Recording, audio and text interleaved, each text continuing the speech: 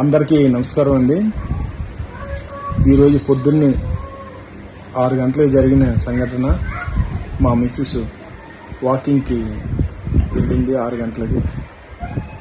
ఇన్ని కుక్కలు ఆమె మీద పడి చాలా దారుణంగా, నేను చెప్పడం కాదు, మీరు కూడా వీడియో చూడండి. అది మా ఇంట్లోనే కాదు, ఒక్కసారి అందరూ ఒకసారి ఆలోచన చేయాలి. ఏం చెప్తున్నానంటే, మీరు ఎవరైతే ఫుడ్ పెడుతున్నారో దయచేసి ఆ బయటికి తీసుకెళ్లి పెట్టండి. మా ఇంట్లో కూడా కుక్కలు 2 కుక్కలు ఉన్నాయి. మాకు కుక్కలు అంటే ప్రాణం, ప్రేమిస్తాం. మా ఇంట్లో కూడా పెంచుతున్నాం 2 కుక్కలు. అలాగే మీకు కూడా ఊర కుక్కలు ఇష్టం అనుకుంటే మీరు 2 కుక్కలు కుక్క అడిగి మీరు ఇంట్లో పెంచుకోండి, పర్వాలేదు. అంతేగాని మీ ఫుడ్ ఉన్నది మిగిలిపోయింది అక్కడ పడేస్తాం అని అంటే అన్ని 100 కుక్కలు అయిపోయాయి. ఈరోజు మా మిస్సెస్ ప్రాణాలు పోయేది.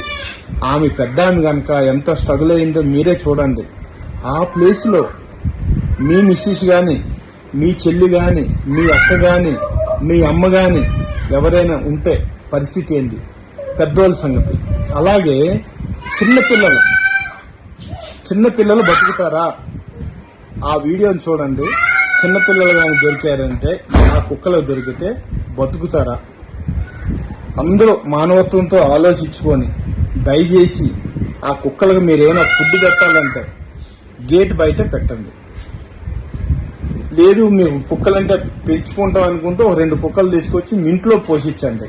ఎవరైతే ఫుడ్ పెడుతున్నారో వాళ్ళందరికీ చెప్తున్నాను, ఇప్పుడు మా ఇంట్లో జరిగింది, రేపు మీ ఇంట్లో కూడా జరుగుతుంది, మీకు కూడా జరుగుతుంది. అది జరగదని గ్యారంటీ ఏం లేదు. ప్లీజ్, ఎందుకు చెప్తున్నానో దయచేసి అందరూ ఒక్కసారి ఆలోచించి, పిల్లలు ఉన్నారు, చిన్న పిల్లలు ఉన్నారు. మా ఇంట్లో కాదు, ఎంతో మందికి ఈ సంఘటన జరిగింది. కుక్కలు ఏ అపార్ట్మెంట్ లో ఇన్ని కుక్కలు లేవు. ల్యాండ్ హిల్స్ లో కూడా లేదు, ఒక్క కుక్క కూడా లేదు అక్కడ. కుక్కలని మనం ఒక ఇంట్లో పెంచుకోవచ్చు, మన ఇంట్లో మనం కంట్రోల్ చేసి మనం జాగ్రత్తగా చూసుకోవచ్చు.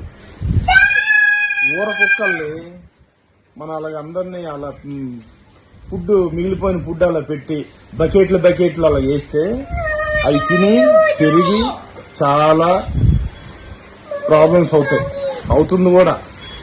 దయచేసి మీరందరూ అర్థం చేసుకొని వాటిని కంట్రోల్ చేయాలని నేను మిమ్మల్ని కోరుతున్నాను.